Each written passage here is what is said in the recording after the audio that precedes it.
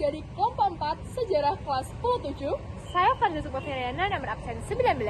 Saya Snatul Nabila Atafari Azhara, absen 25. Saya Ismail Aulia Prima, absen 27. Saya Asyifa Purwar Vanessa, absen 5. Saya Ranggandi Putra, absen 34. Saya Davina Mamalfaro, nomor absen 13. Hari ini kita akan membahas salah satu kerajaan besar di Nusantara, yaitu Kerajaan Kediri. Dari masa kejayaannya hingga kejatuhannya, Kediri meninggalkan banyak jejak sejarah yang masih bisa kita pelajari hingga sekarang. Apa yang menyebabkan runtuhnya Kediri dan peninggalan apa saja yang masih dapat ditemukan hingga kini? Mari kita bahas selengkapnya dalam video ini. Simak terus ya. Stay tune. Kerajaan Kediri merupakan kerajaan Hindu dan kerajaan besar di Jawa Timur yang berdiri pada abad ke-12. Kerajaan ini merupakan bagian dari Kerajaan Mataram kuno. Pusat kerajaannya terletak di tepi Sungai Brantas yang pada masa itu telah menjadi jalur pelayaran yang ramai. Sejarah berdirinya Kerajaan Kediri diawali dengan perintah Raja Airlangga yang membagi kerajaan menjadi dua bagian, yakni Janggala atau Kahuripan dan Panjalu atau Kediri yang dibatasi dengan Gunung Kawi dan Sungai Brantas. Tujuannya supaya tidak ada pertikaian. Kerajaan Janggala atau Kahuripan terdiri atas Malang dan delta Sungai Brantas dengan pelabuhan Surabaya, Rembang, dan Pasuruan. Ibu kotanya Kahuripan. Sedangkan Kerajaan Panjalu atau Kediri meliputi Kediri, Madiun, dan ibu kotanya adalah Daha. Kemudian, pada November 1042, kedua putra Raja Airlangga memperebutkan tahta kerajaan sehingga dengan terpaksa Airlangga membelah kerajaan menjadi dua. Hasil dari perang saudara tersebut, Kerajaan Panjalu atau Kediri diberikan kepada Sri Samarawijaya yang pusatnya di kota Daha, sedangkan Kerajaan Jenggala diberikan kepada Mapanji Garasakan yang berpusat di Kahuripan. Dalam prasasti Maengga disebutkan bahwa Panjalu dapat dikuasai Jenggala dan nama Raja Mapanji Garasakan pada tahun 1042 sampai 1052 Masehi diabadikan. Namun pada peperangan selanjutnya Kerajaan Panjalu atau Kediri berhasil menguasai seluruh tahta Airlangga. Kerajaan Kediri pernah diperintah 8 raja dari awal berdirinya sampai masa keruntuhan kerajaan ini. Adapun 8 raja Kediri tersebut urutannya sebagai berikut: 1. Raja Sri Jayawarsa, 2. Raja Sri Bameswara, 3. Raja Prabu Jayabaya, 4. Raja Sri Sarwaswera, 5. Raja Sri Aryaswara, 6. Raja Sri Gandra, 7. Raja Sri Kameswara, dan yang terakhir adalah Raja Sri Kertajaya. Pertama, Raja Sri Jayawarsa. Sejarah tentang Raja Sri Jayawarsa ini hanya dapat diketahui dari prasasti Sirah Keting pada tahun 1104 Masehi. Pada masa pemerintahannya, Jayawarsa memberikan hadiah kepada rakyat desa sebagai tanda penghargaan karena rakyat telah berjasa kepada raja. Dari prasasti itu diketahui bahwa Raja Jayawarsa sangat besar perhatiannya terhadap masyarakat dan berupaya meningkatkan kesejahteraan rakyatnya. Yang kedua adalah Raja Sri Bameswara. Raja Sri Bameswara banyak meninggalkan prasasti seperti yang ditemukan di daerah Tulung Agung dan Kertosono. Prasasti seperti yang ditemukan itu lebih banyak memuat masalah-masalah keagamaan, sehingga sangat baik diketahui keadaan pemerintahannya. 3. Prabu Jayabaya. Prabu Jayabaya memerintah Kerajaan Kediri pada tahun 1130 sampai 1157 Masehi dan membawa kerajaan ke puncak kejayaan. Ibu kota di Dahunopuro dekat Gunung Kelut, Kediri memiliki tanah yang subur dan aliran Sungai Brantas yang kaya sumber daya, sehingga pertanian, perikanan, dan perdagangan berkembang pesat. Hasil bumi didistribusikan ke Jenggala melalui jalur sungai, menjadikan Kediri makmur dan stabil sesuai dengan ungkapan Gemah Ripah Loh Jinawi Toto Tentram Karto Raharja. Selain memperkuat ekonomi, Prabu Jayabaya dikenal sebagai pemimpin bijaksana dan adil. Ia memiliki visi jauh ke depan dalam pemerintahan dan hukum, serta dekat dengan rakyatnya. Sosoknya tetap dikenal sebagai pemimpin yang membawa kemakmuran dan kesejahteraan. Yang keempat, Raja Sri Sarwaswara. Pemerintah setelah Prabu Jayabaya, Sri Sarwaswara dikenal dari prasasti Padelegan II pada tahun 1159 dan Kahyunan pada tahun 1161. Ia adalah raja yang religius dan berpegang pada ajaran Tatuam Asi yang menekankan kesatuan semua makhluk. Baginya, tujuan akhir hidup adalah moksa, yaitu penyatuan jiwa individu atau jiwatma dengan Tuhan atau Paratma Sumatera, ia meyakini bahwa jalan hidup yang benar adalah yang menuju kesatuan spiritual. Dengan keyakinan ini, ia berusaha membangun Kediri sebagai kerajaan yang seimbang dalam kemakmuran duniawi dan kehidupan spiritual. 5. Sri Ayeswara 1171 Masehi. Pemerintahannya diketahui dari prasasti angin. Gelar kebesarannya adalah Sri Maharaja Raja Hino Sri Ayeswara Madhu Sudana Watara Arija Muka. Lambang kerajaan pada masanya adalah Ganesha. 6. Sri Gandra 1181 Masehi. Masa pemerintahannya diketahui melalui prasasti jaring.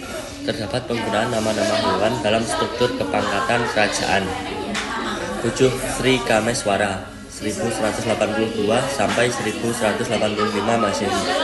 Masa pemerintahannya ditandai dengan perkembangan pesat dalam bidang sastra, dibuktikan dengan adanya prasasti ceker dan kakawin Semaradana.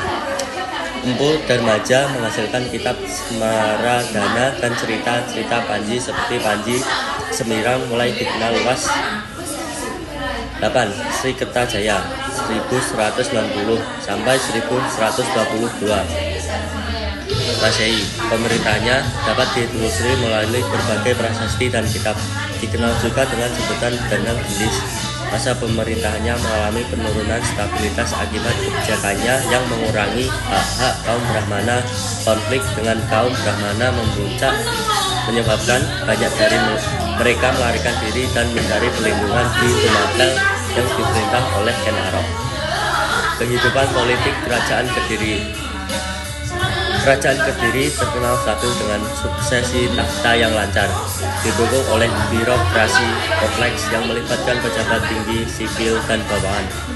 Fokus utama pemerintah adalah pada sektor ekonomi, terutama pertanian, peternakan, dan perdagangan, yang menjadi pilar utama kerajaan. Hukum ditegakkan dengan tegas, terutama terhadap kejahatan untuk menjaga ketertiban. Raja-raja Kediri hidup dalam kemewahan dengan pakaian sutra dan perhiasan emas, serta pengawalan ketat yang mencerminkan kekuasaan mereka. Namun, pada akhir masa pemerintahan Kertajaya, konflik dengan kaum Brahmana melemahkan kerajaan yang akhirnya berujung pada kekalahan oleh Ken Arok dari Tumapel. 1. Kehidupan ekonomi. Kerajaan Kediri memiliki kehidupan ekonomi yang maju. Penduduk di daerah pedalaman bekerja sebagai petani karena tanahnya yang subur. Hasil pertanian yang melimpah membuat rakyat hidup makmur. Sementara itu, masyarakat di pesisir bekerja sebagai pedagang dan pelaut. Perdagangan Kerajaan Kediri sudah mencapai daerah Maluku hingga Sriwijaya. Dalam kegiatan jual beli, masyarakat menggunakan uang emas, perak, timah, dan tembaga sebagai alat tukar. 2. Kehidupan sosial dan budaya. Dalam kehidupan sosial dan budaya, masyarakat Kediri hidup teratur dengan rumah yang bersih dan rapi.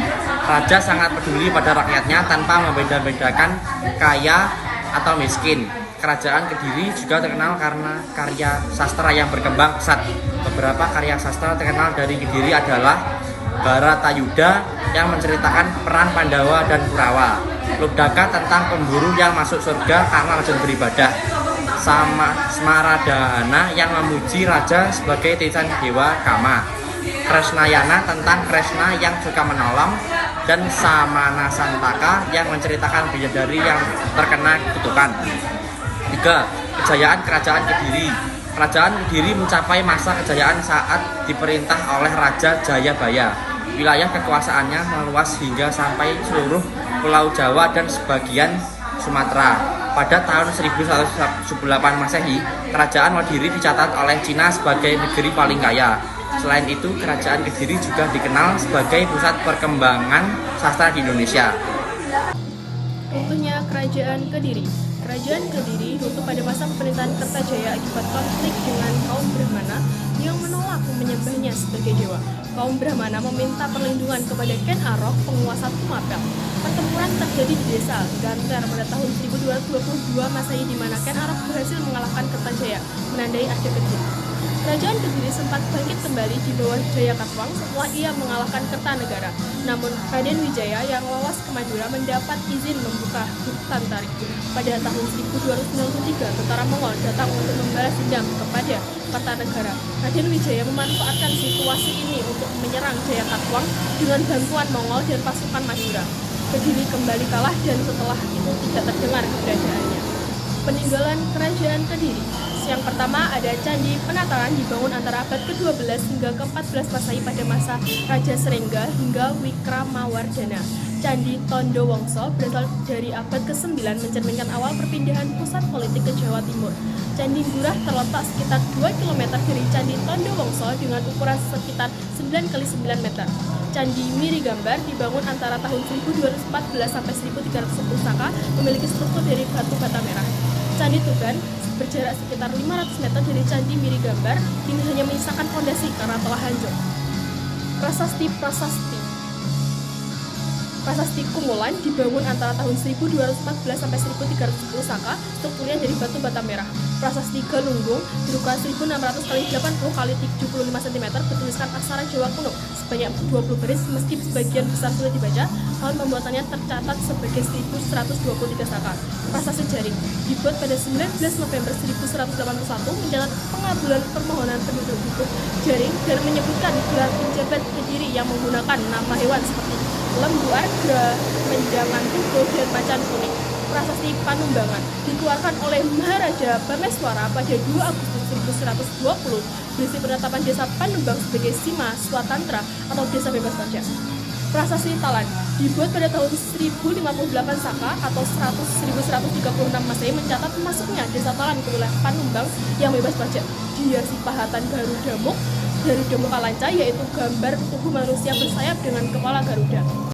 Prasasti selanjutnya adalah Prasasti Sirah Keting, berisi tentang pemberian tanah dari Raja Jayawarsa pada rakyat desa Sirah Keting karena jasa-jasanya terhadap Kerajaan Kediri.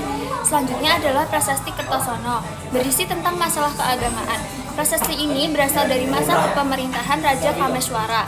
Selanjutnya Prasasti Ngantang, berisi tentang pemberian tanah bebas pajak oleh Jayabaya pada desa Ngantang karena jasa-jasa rakyat desa yang telah mengabdi pada Kerajaan Kediri.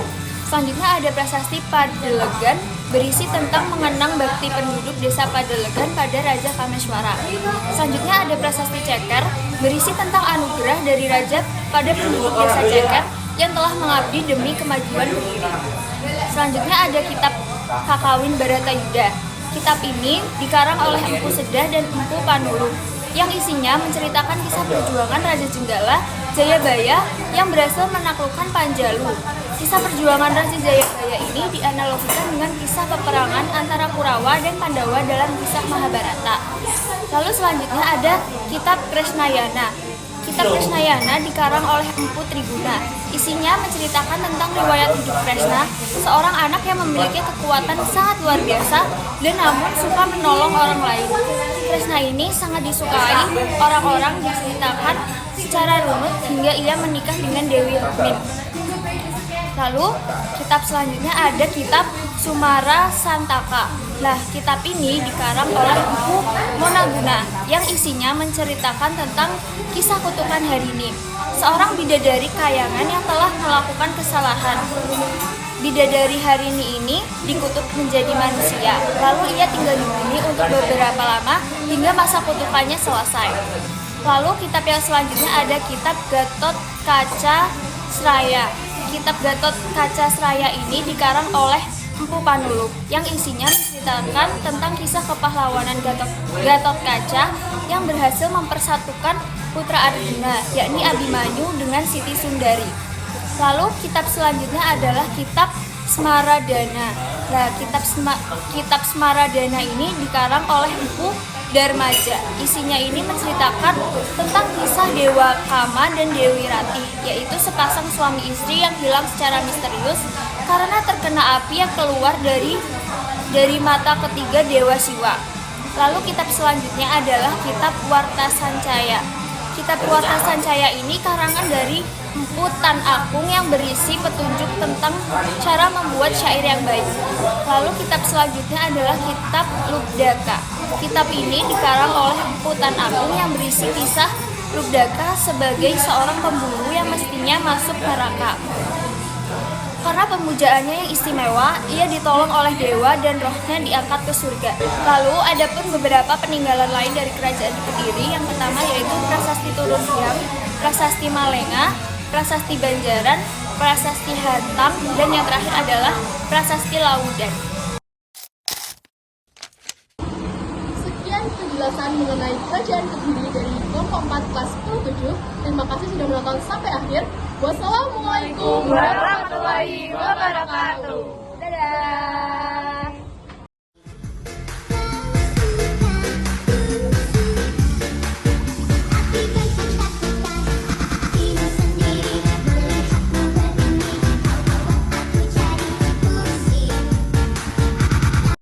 Injan, apa mungkin karena kenapa sakit hati sampai bilang kita orang palingnya benci. Biasa cuan